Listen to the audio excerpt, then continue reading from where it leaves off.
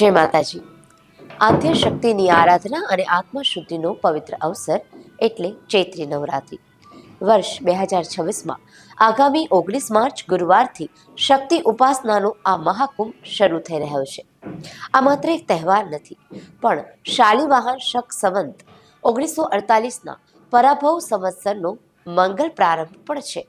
જ્યારે પ્રકૃતિ નવપલ્લવિત થાય છે, ત્યારે આપણી આત્મિક શક્તિને જાગૃત કરવાનો આ શ્રેષ્ઠ સમય છે. આપણી ભારતીય સંસ્કૃતિમાં 4 યુગોનું મહત્વ છે અને તેમજ વર્ષમાં 4 નવરાત્રિ આવે છે, જેમાંથી ચૈત્રી અને શારદીય નવરાત્રિ પ્રગટ છે, જ્યારે મહા અને અષાઢ માસની નવરાત્રિ ગુપ્ત માનવામાં આવે છે.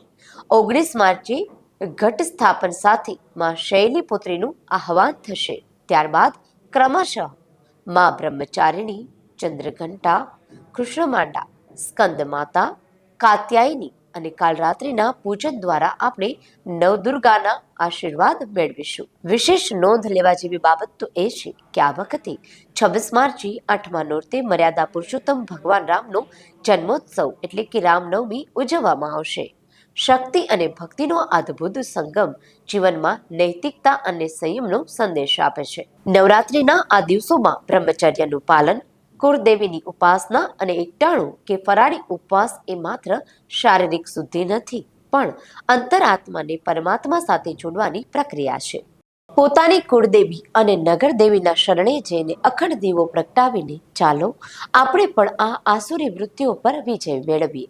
યાદ રાખજો, ચૈત્રી નવરાત્રિ એ સંકલ્પની શક્તિ છે. તો તૈયાર થઈ જાઓ 19 માર્ચથી માં શક્તિના ભક્તિના રંગમાં રંગાવા માટે.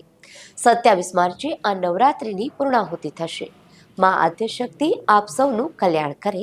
જય માતાજી.